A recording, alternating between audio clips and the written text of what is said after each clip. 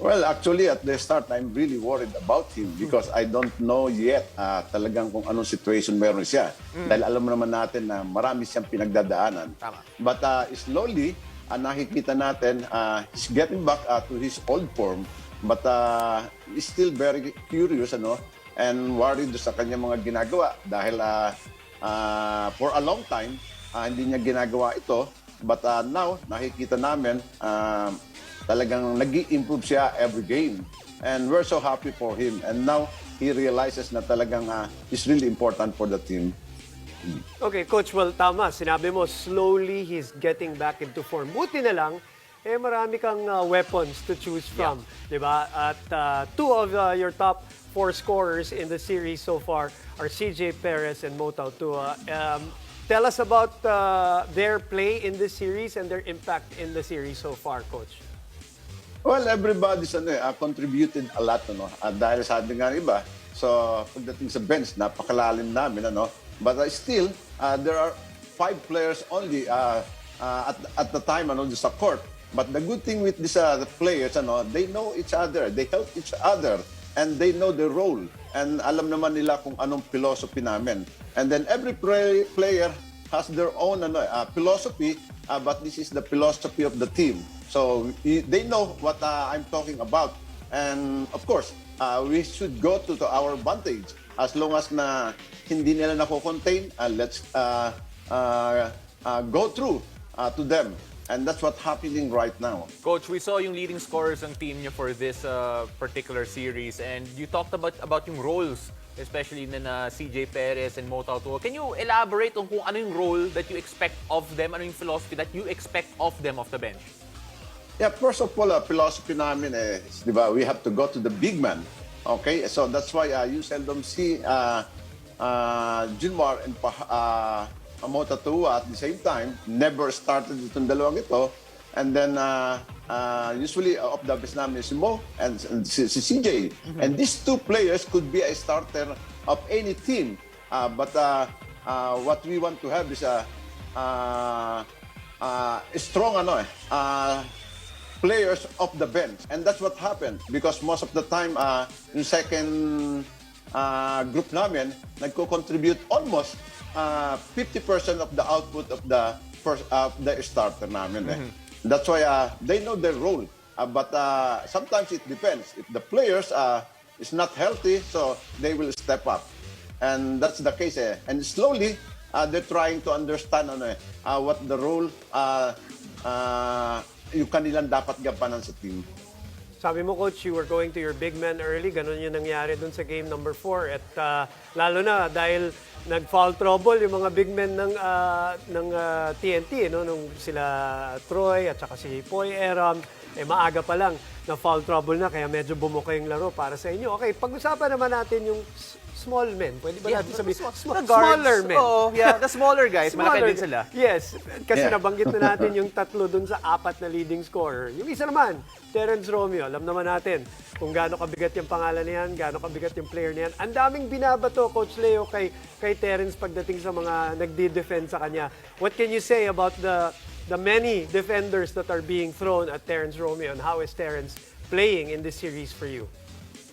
Yeah, first of all, I'm happy, so happy with Terrence dahil he's a big threat every time he's on the court. And ito nagbibigay ng maraming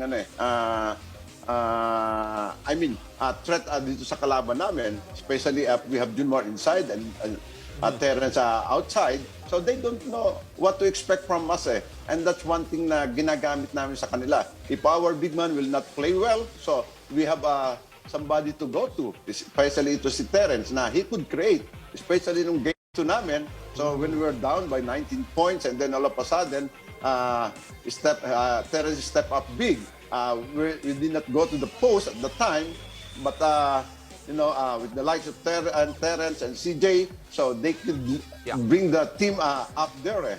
But what I told him before, so it's not your game, it's not everyone's game, but it is a collective game. So you should think of the team first, not yourself. And that's what's happening. And then slowly, they're realizing na talaga we have to help each other. Yeah.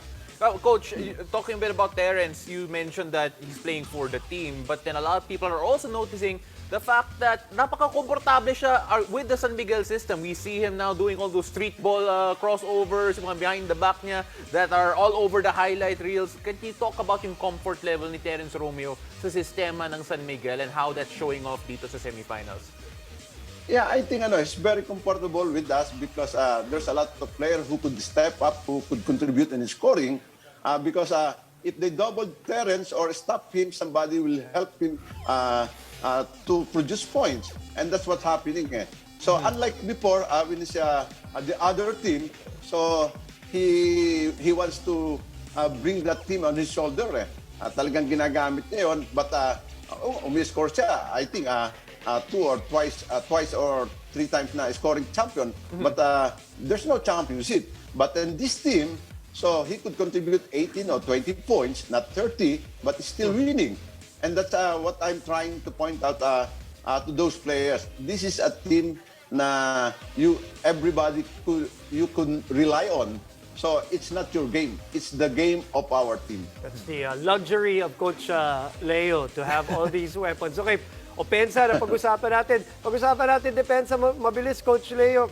Chris Ross playing Mikey Williams and playing him very well. Getting his point output down a bit. Well, not actually a bit. That's a good 6 to 7 points already compared to the eliminations on Mikey Williams. Can you please talk about Chris Ross in this series? Well, we all know that Chris Ross is one, if not one of the best defender dito sa mga guards. And it happens so many times since winning the first championship. And we all know that Mikey is the one who's making a big impact, contributing a lot with the success of talk and text. Yeah. And by limiting him on his scoring or distributing the ball, so I think we have a good chance of beating his team. And that's what happened. And you know, Chris Ross, when it comes to game, so he wants to defend or limit those players who could give a big impact to their team. And that's Mikey. And that's what's happening.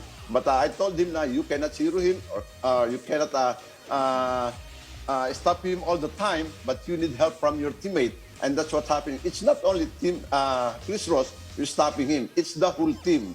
And I'm happy because there's a lot of game in our 4 games. 3 of them yata, he was able to limit his scoring. But I told him that if he's not scoring, he's still a big impact because there's so many things he could do in the team probably on assist or directing the team, and that's big for a point guard. Yeah. Coach, you have so many game winners on your team. Alex Sabagnot, Marshall Laster hit game winners very recently. And then, don't forget, you have an Arwin Santos, you have a June Mar Fajardo. You have so many players to choose from in terms of game winners. Coach, how do you pick? How do you pick which player to go to? Kasi grabe, kapag last possession na, napakahirap yung choices mo. Actually, that's the one of my problem. But it's a good problem because if you have Terrence, if you have CJ, and if you have Mo, plus the core namin, yung first 5 namin, so you don't know kung kanino ka pupunta But sometimes I'm relying on the experience of the team, which is yung 5 ko, yung core namin, doon ako pupunta. And it depends on the situation. If we need 3, so why go to June Mar? If we need 2 or 1, so let's go to June Mar. If we need an isolation, we have Terrence. If we need a long shot, so Arwin is there and Marshall Lassiter is also there. So there's so many. It's a matter of knowing the roles of every player. Yeah. And the good thing with this team, they understand the situation and they understand the role of the player. Alam nila kung anong kailangan namin.